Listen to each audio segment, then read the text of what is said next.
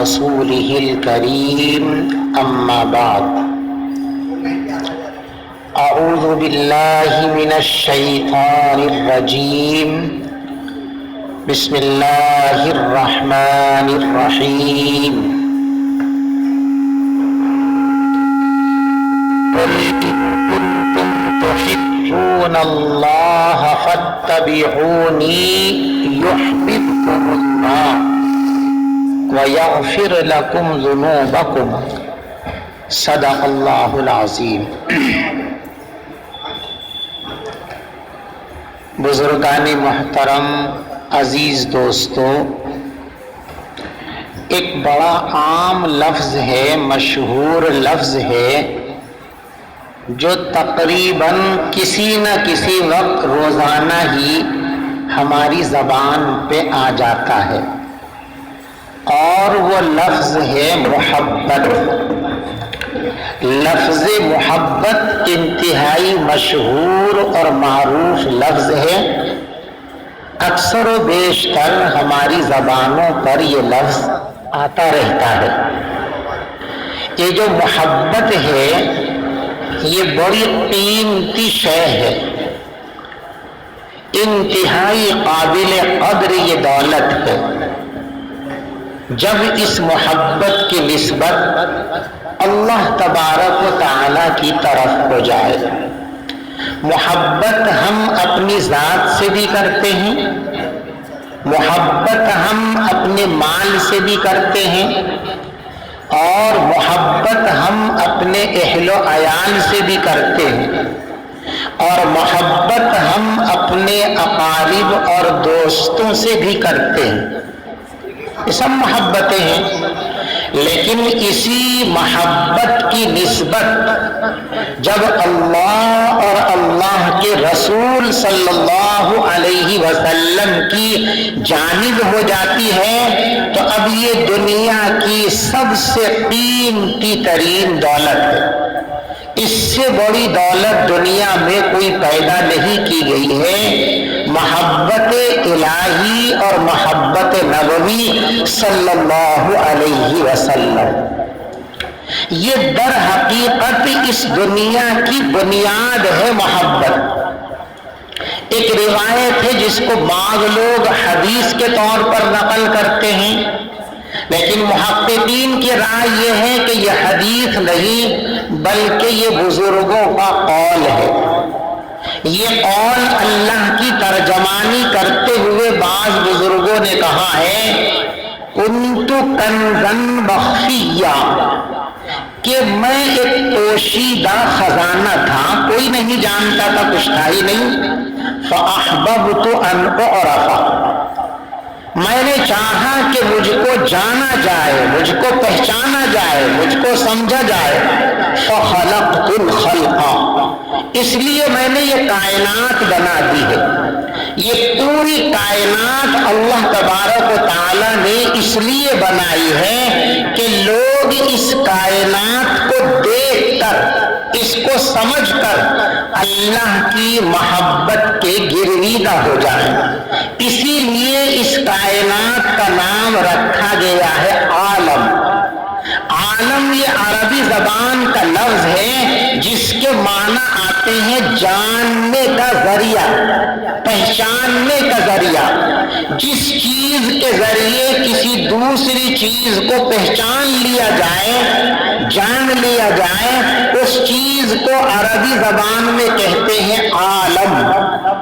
یہ ساری کائنات کو جو آپ اور ہم عالم کہتے ہیں، اس کو عالم کہنے کی وجہ یہی ہے کہ اللہ نے اس پوری کائنات کو اس لیے پیدا کیا ہے کہ ہم اس کائنات کو دیکھ کر اللہ کو جان لیں، اللہ کو پہچان لیں، اور اس کی محبت کے اندر گرویدہ ہو جائیں، اس کی محبت کو اپنے دل میں جگہ دے دیں۔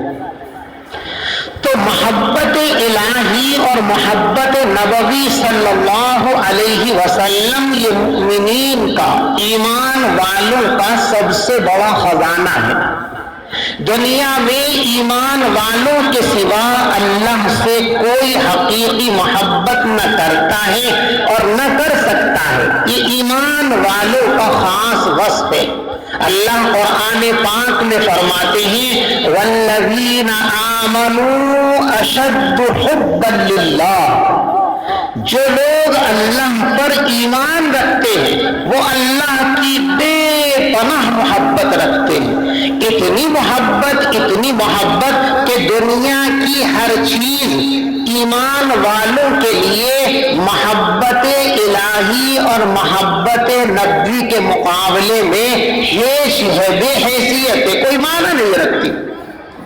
دنیا میں انسان سب سے زیادہ اپنی اولاد کو چاہتا ہے، لیکن جب یہ محبت الہی اور محبت نبوی دل میں گھر کر جاتی ہے، اللہ ہم سب کو یہ دولت عطا فرمائے، تو اب اس محبت کے سامنے اولاد بھی کچھ نہیں ہوتی۔ دنیا کے سب سے بڑے مسلمان، سب سے بڑے مومن سیدنا صدیق اکبر رضی اللہ تعالیٰ، نبیوں کے بعد دنیا میں آپ سے بڑا کوئی مومن اور مسلمان نہ پیدا ہوا اور نہ قیامت تک پیدا ہوگا۔ سیدنا صدیق اکبر رضی اللہ تعالیٰ ایک بار اپنے بیٹے کے ساتھ بیٹھے ہیں، باتیں کر رہے ہیں۔ بیٹے نے عرض کیا کہ ابا حضور، آج جو آپ زندہ ہیں وہ میرے کرم کا نتیجہ ہے، اگر میں باپ ہونے کی وجہ سے آپ کی رعایت اور لحاظ نہ کرتا تو آپ کی زندگی کا چراغ گل ہو گیا ہوتا۔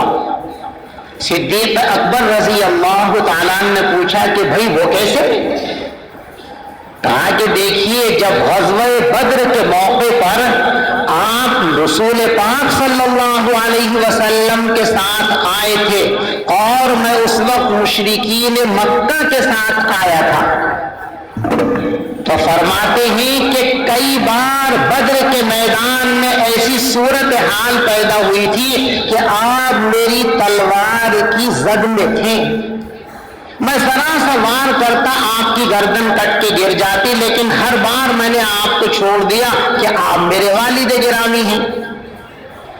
صدیق اکبر رضی اللہ تعالی عنہ نے ان کی یہ بات سننے کے بعد فرمایا کہ قسم خدا کی مجھے معلوم نہیں کہ ایسا ہوا ہے، اگر ایک بار بھی تو میری تلوار کی زد میں آ جاتا تو اللہ کی قسم کھا کر کہتا ہوں کہ تیری گردن قلم کر دیتا ہوں، اس لیے کہ تم میرا بیٹا ضرور تھا لیکن رسول پاک صلی اللہ علیہ وسلم اور اللہ کا دشمن بن کر کے آیا تھا۔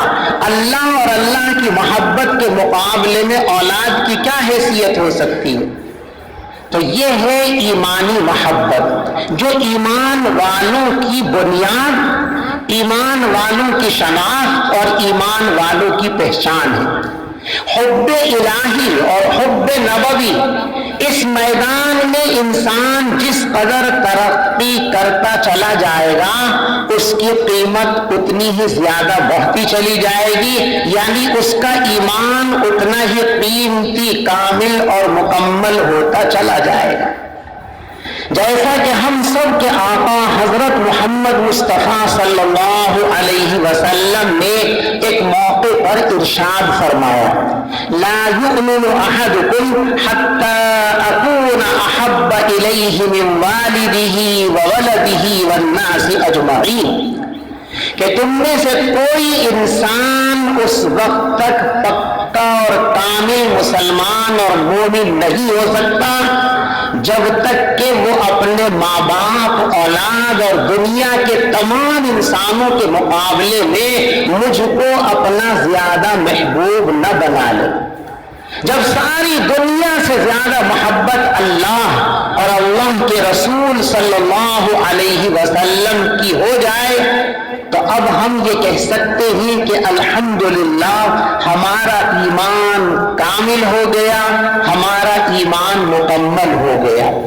تو یہ محبت بڑی قیمتی چیز ہے، بہت ہی بیش قیمت ہے، اور جب یہ اتنی قیمتی چیز ہے اور یہی ہمارے ایمان کی بنیاد اور ایمان کی ترقی کا سبب ہے، اس کا مطلب یہ ہے کہ یہ ہر مسلمان کی ضرورت ہے، ہر مومن کی ضرورت ہے۔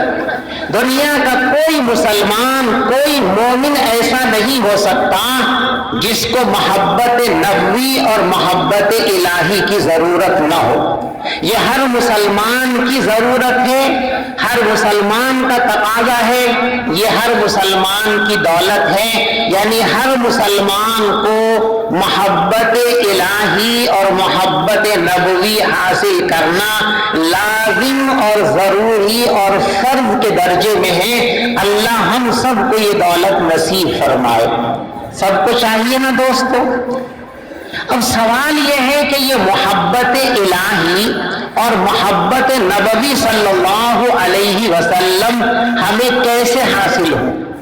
جیسے دنیا کی کوئی چیز بھی ہم چاہتے ہیں کہ ملے تو اب اس کے حاصل کرنے کے طریقے ڈھونڈتے ہیں نا، فلاں شہر میں ملتی ہے، فلاں مارکیٹ میں ملتی ہے وہ چیز، اتنے پیسے میں ملتی ہے، ان کاغذات کو بنانے کے بعد ملتی ہے، یہ لائسنس چاہیے، یہ فلاں چاہیے، ساری چیزوں کے لیے بھاگ دوڑ کرتے ہیں نا۔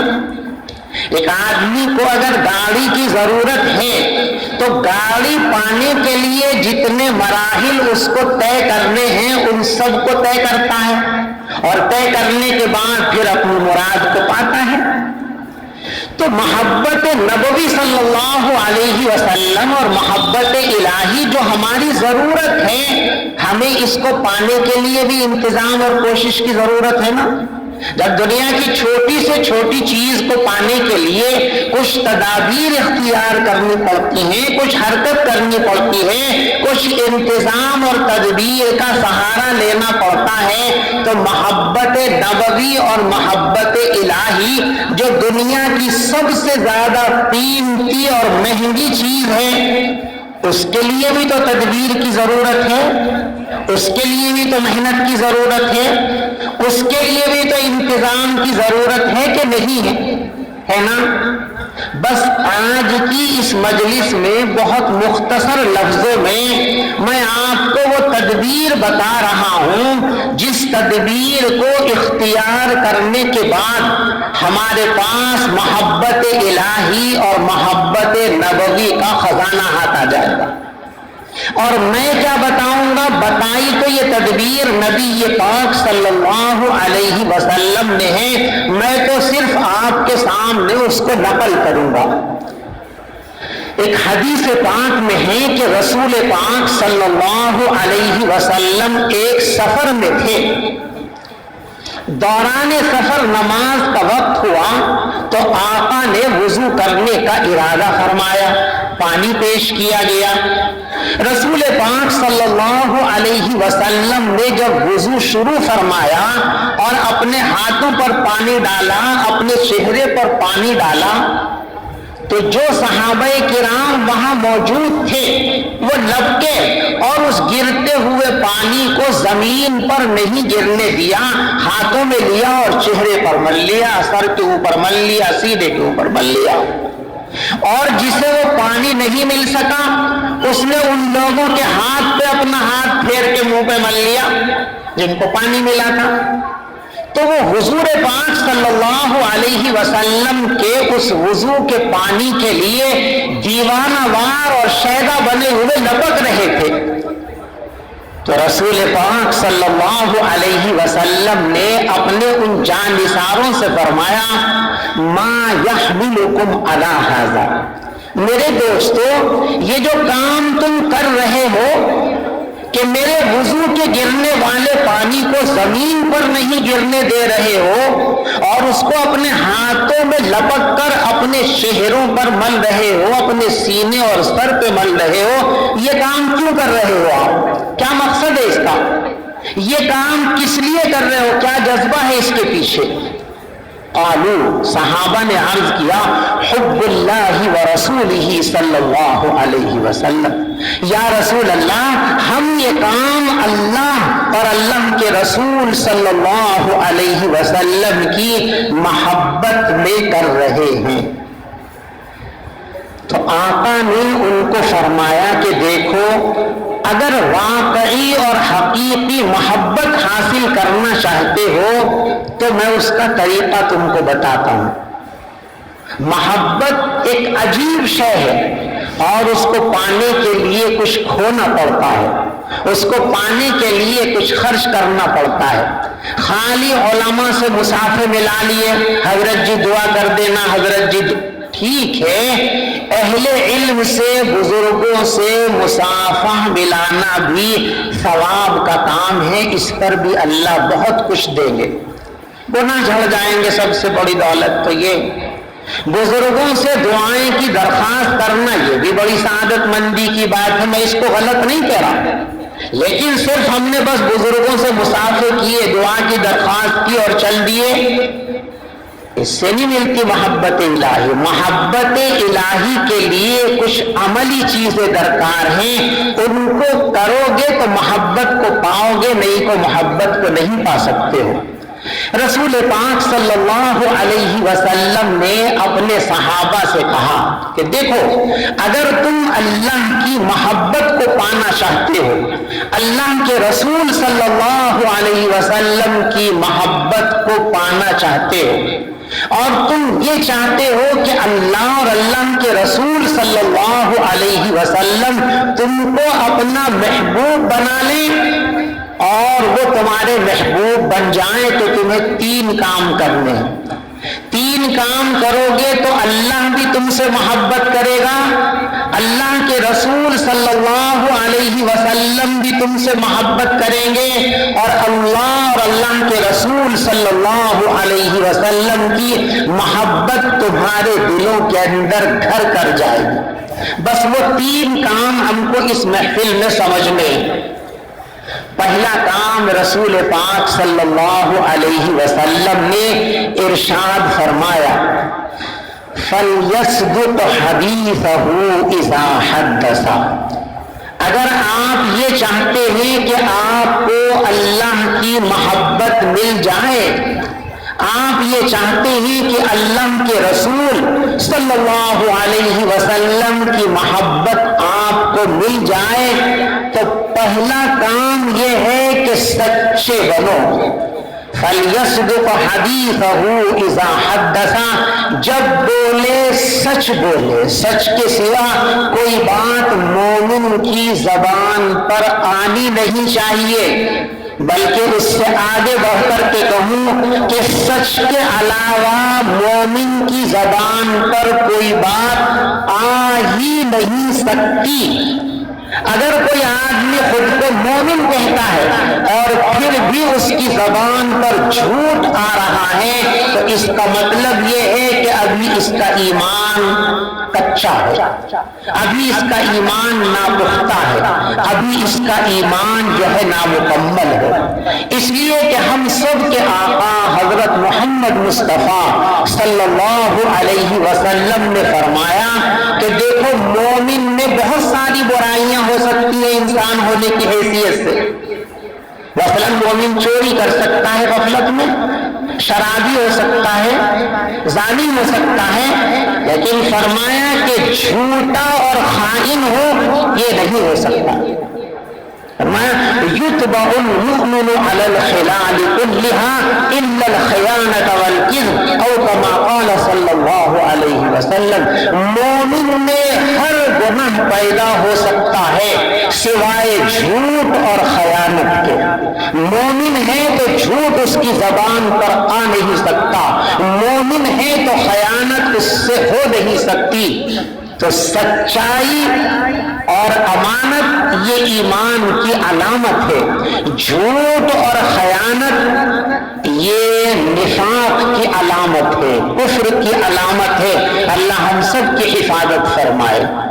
اس لیے فرمایا کہ اگر اللہ کو اپنا محبوب بنانا چاہتے ہو تو پہلا کام یہ ہے کہ آپ سچ کی عادت ڈالو، جھوٹ سے بچو، خود بھی بچو، اپنی اولاد کو بھی بچاؤ۔ لیکن ہمارا حال یہ ہے میرے دوستو، ہم اپنے آپ کو اور اپنی اولاد کو جھوٹ سے بچانے کے بجائے ہم اپنے عمل سے اپنی اولاد کو جھوٹ کی ترغیب اور تعلیم اور تلقین کرتے ہیں، انہیں سکھاتے ہیں کہ بیٹے جھوٹ ایسے بولا جاتا ہے۔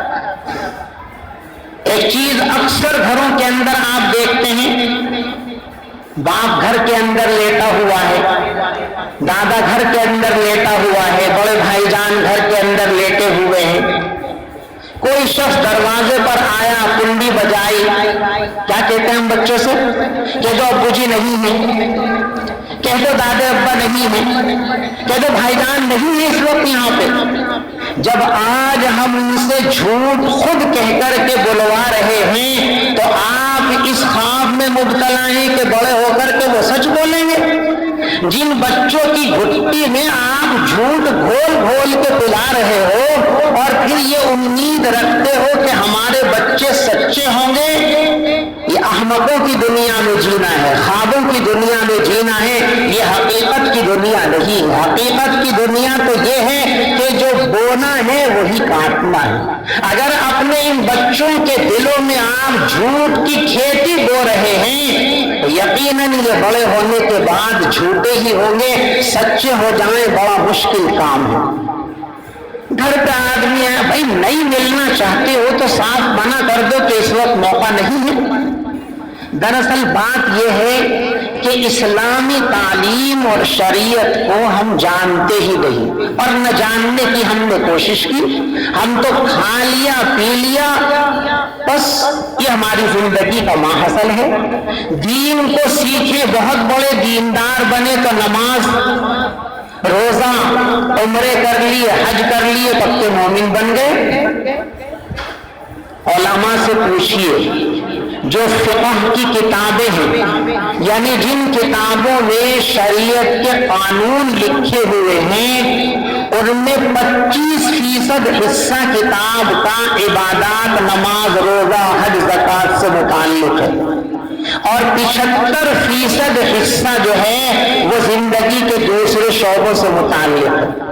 تو ابھی تو ہم نے جو لوگ دیندار ہونے کا دعویٰ کر رہے ہیں وہ بھی 75% کے اندر غلط اور پیچا ہیں، 25% کے اندر 75 کو تو ابھی دین ہی نہیں سمجھا ہم نے، اور جب دین ہی نہیں سمجھا تو اس کو سیکھیں گے کہاں؟ تو یہ جھوٹ کی کھیتی کیوں ہو رہی ہے کہ ہم شریعت کے قانون سے واقف نہیں ہیں۔ حدیث پاک میں فرمایا کہ جب کسی کے گھر پر جاؤ اور وہ تم سے ملنے سے انکار کر دے تو برا مت ماننا، فوراً واپس آ جانا۔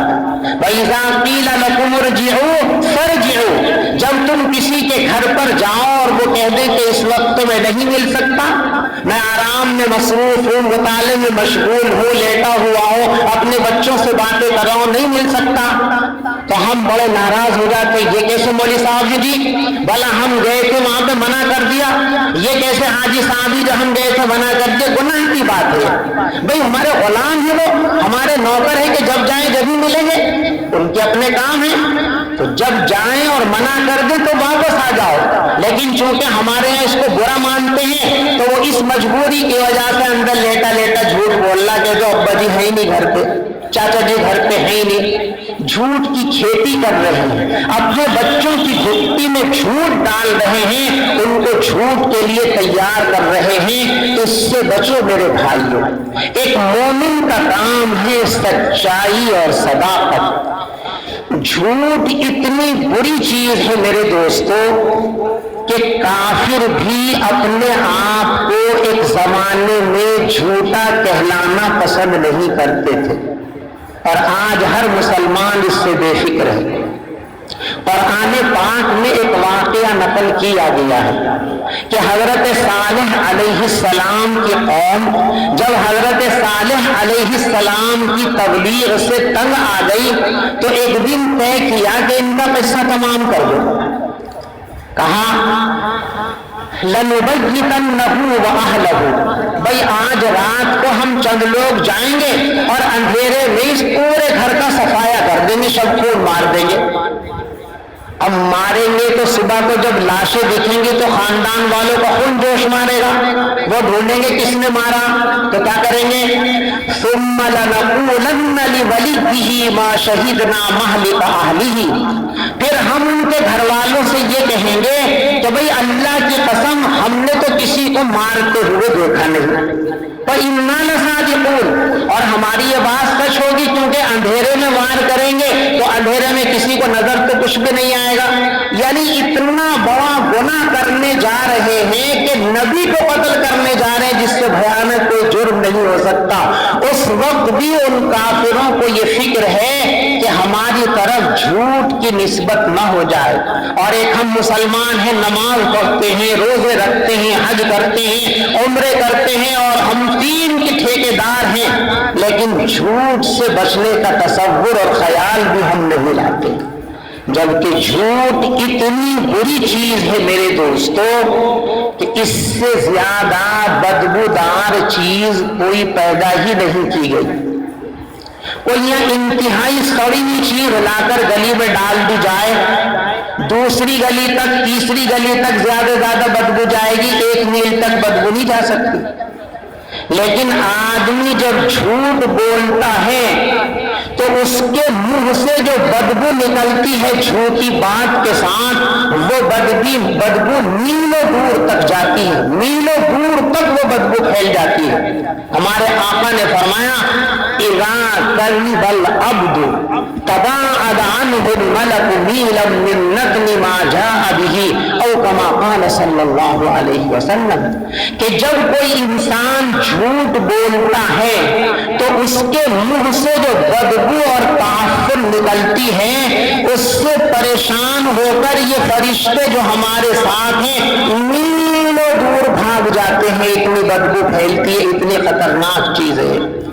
تو اس لیے میرے بھائیوں، اللہ کا محبوب بننا چاہتے ہو، اللہ کو اپنا محبوب بنانا چاہتے ہو، اللہ کے رسول صلی اللہ علیہ وسلم کی محبت کو پانا چاہتے ہو، تو آقا نے اس کے لیے پہلی بات یہ ارشاد فرمائی ہے کہ سچائی کو اختیار کرو، جھوٹ سے اپنے آپ کو بچاؤ۔ اور دوسری چیز ارشاد فرمائی وَلْيُؤَدِّ أَمَانَتَهُ إِذَا تُؤْمِنَ، اگر اللہ کے محبوب بننا چاہتے ہو، جو بھی یہ چاہتا ہو کہ اللہ کا محبوب بنو، اللہ کو محبوب بناؤ، تو اس کو چاہیے کہ جب بھی اس کو امین بنایا جائے امانت کے اندر خیانت نہ کرے، امانت کو پورا پورا ادا کرے، اس لیے کہ امانت نہیں ہے تو ایمان کا جنازہ نکل جائے گا۔ آقا نے فرمایا الا لا ایمان لمن لا امانت لہ او کما قال صلی اللہ علیہ وسلم، فرمایا سنو، جس آدمی کے پاس امانت کی خوبی نہیں ہے اس کے پاس ایمان نہیں۔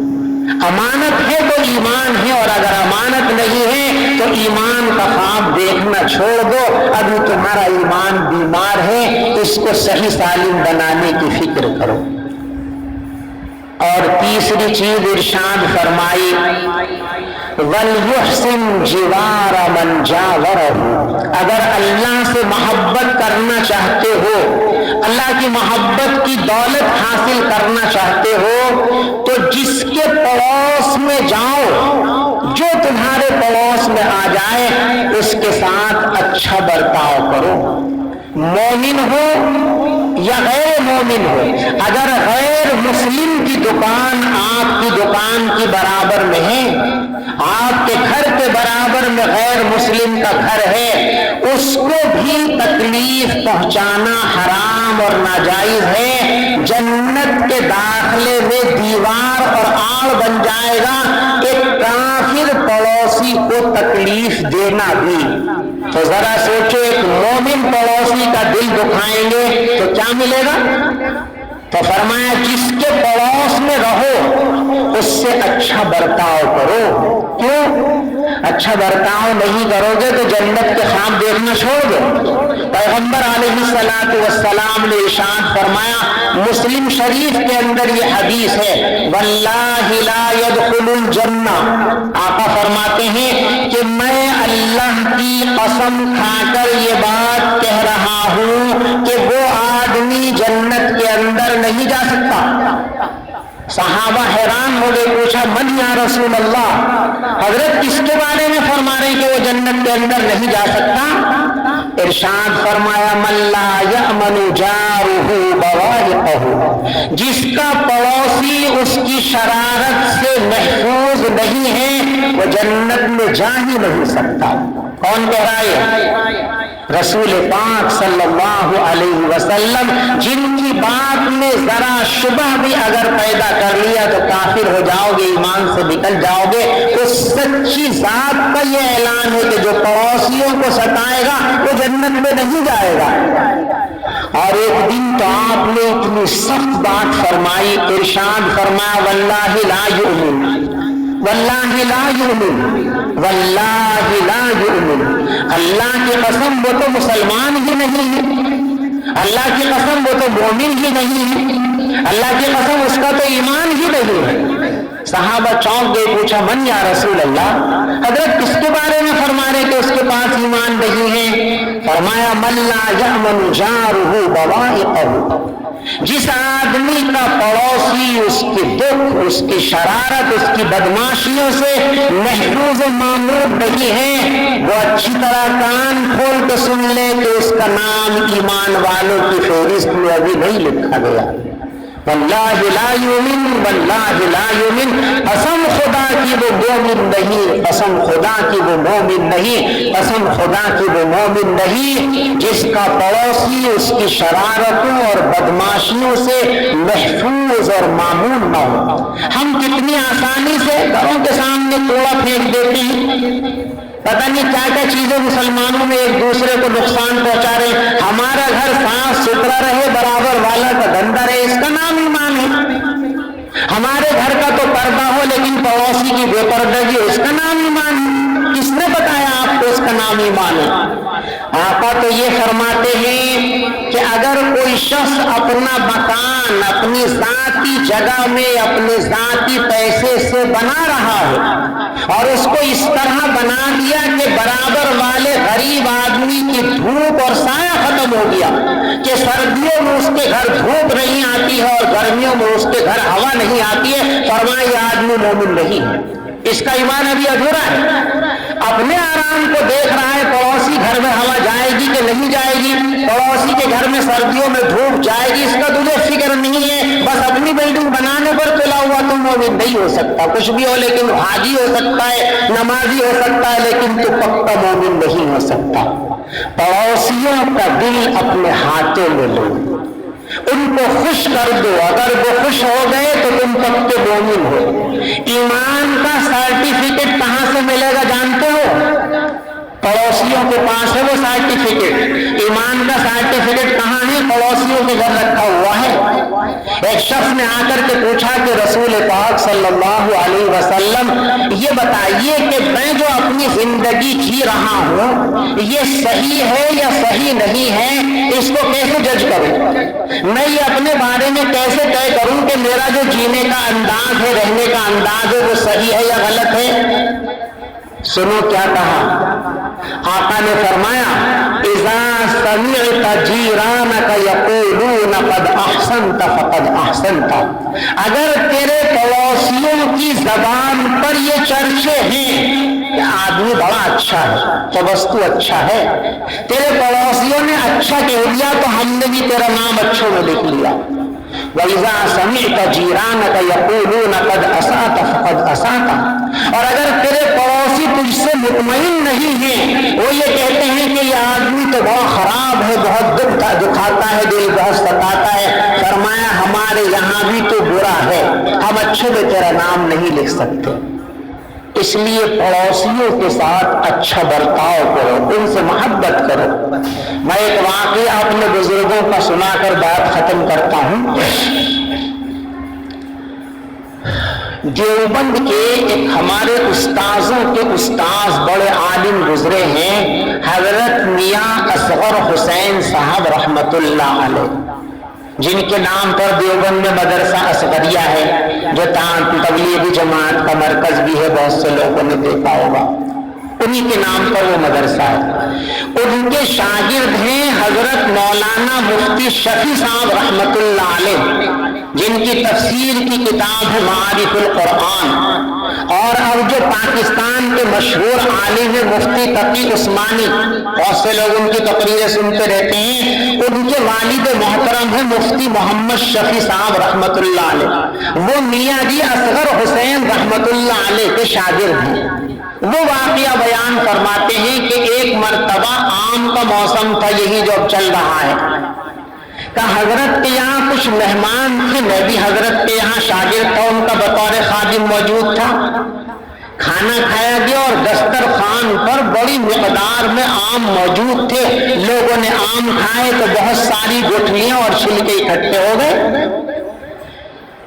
مفتی صاحب فرماتے ہیں کہ میں نے عرض کیا میاں جی سے، اپنے استاد محترم سے، کہ حضرت میں یہ چھلکے اٹھا کے باہر پھینک دوں؟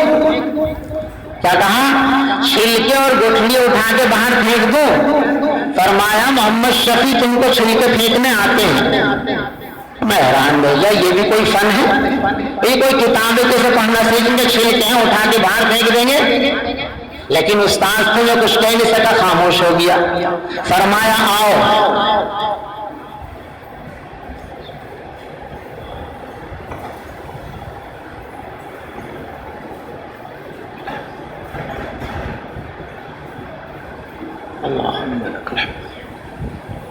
فرمایا آؤ محمد شفیع، آج آپ کو چھلکے پھینکنا سکھاتے ہیں۔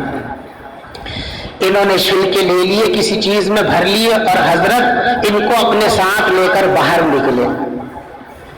گلی میں جگہ جگہ نالی سے نکال کے کوڑے کا لگا دیتے ہیں، لوگ پڑا رہتا ہے، تھوڑے سے چھلکے یہاں پھینک دیے، پھر تھوڑی دور آگے بڑھے، وہاں کچھ کوڑا تھا، تھوڑے سے چھلکے وہاں پھینک دیے، وہ چھلکے 10-12 جگہ تھوڑے تھوڑے کر کے پھینکے اور واپس آ گئے۔ تو حضرت مفتی صاحب فرماتے ہیں کہ میں نے یوں کہا کہ حضرت جی میری سمجھ میں تو بات آئی نہیں، بھائی چھلکے پھینکنے تھے، اب ان کو 10 جگہ پھینکا، اس کی کیا ضرورت تھی؟ وقت خراب ہوا، ایک ہی جگہ ڈال دیتے۔ اب سنو کیا فرمایا حضرت میاں جی اصغر حسین رحمت اللہ علیہ نے فرمایا کہ محمد شفیع، ہمارے پڑوس میں کئی گھر غریب ہیں، ان کے گھروں میں اتنے آم ایک وقت میں آ نہیں سکتے، اگر ہم اپنے گھر کے سامنے یہ ٹوکرا بھرا ہوا چھلکوں کا پلٹ دیتے اور وہ غریبوں کے بچے باہر آتے اتنے سارے چھلکوں کو دیکھ کے ان کے دل میں ہوک اٹھتی اور وہ اپنے باپ سے لپٹ کر کے کہتے کہ مجھے آم لا کے دو، آم لا کے دو، اور اس بیچارے کی پوزیشن گنجائش نہیں ہے تو وہ دل مسوس کر کے رہ جاتا کہ کہاں سے آم لاؤں۔ تو ہمارے ان چھلکوں کو پھینکنے کی وجہ سے پڑوسی کا دل دکھ سکتا تھا، اور پڑوسی کا دل دکھانا تو ایمان کے خلاف ہے۔ یہ ہے ہمارے اکابر کا کہ اپنے بتائیے چھلکے ہمارے اپنے پیسوں کے، ہم نے آم کھائے، کسی کا تو اس میں کوئی دخل نہیں، لیکن اس سے بھی کسی کے دل کو ٹیس نہ پہنچے، کسی کا دل نہ دکھ جائے، کسی کے دل کو ذرا سی ٹھیس پہنچ گئی تو سمجھو کہ اللہ تبارک و تعالی ناراض ہو جائیں گے۔ لوگوں کے دل کی قیمت کو سمجھو۔ کعبہ جانتے ہو، کعبے سے زیادہ مقدس آپ کی اور ہماری نگاہوں میں کوئی جگہ نہیں ہے، اور حقیقت میں ہے بھی نہیں اس سے مقدس جگہ کوئی، لیکن کعبے کی جتنی حرمت اور عزت ہے، ایک مومن کے دل کی قیمت اللہ کی نگاہ میں کعبے سے کہیں زیادہ ہے۔ کعبے کو نقصان پہنچانا جتنا سنگین جرم ہے، کسی مسلمان کا دل دکھا دینا اور دل توڑ دینا اس سے زیادہ سنگین جرم ہے۔ اللہ ہماری حفاظت فرمائے۔ تو رسول پاک صلی اللہ علیہ وسلم نے محبت الہی اور محبت نبوی کو پانے کے لیے یہ 3 باتیں ارشاد فرمائی، یاد ہو گئی آپ حضرات کو؟ پہلا کام سچائی، دوسرا کام امانت، تیسرا کام پڑوسیوں سے محبت، ان کی خدمت، ان کے ساتھ حسن سلوک کرنا، ان کا دل دکھانے سے بچنا۔ جس آدمی کے اندر یہ 3 خوبیاں پیدا ہو جائیں گی، یقیناً اس کے ہاتھوں محبت الہی اور محبت نبوی کا خزانہ آ جائے گا۔ اللہ ہم سب کو یہ تینوں باتیں اختیار کرنے کی توفیق مرحمت فرمائے. آمین. وآخر دعوانا ان الحمد للہ رب العالمین.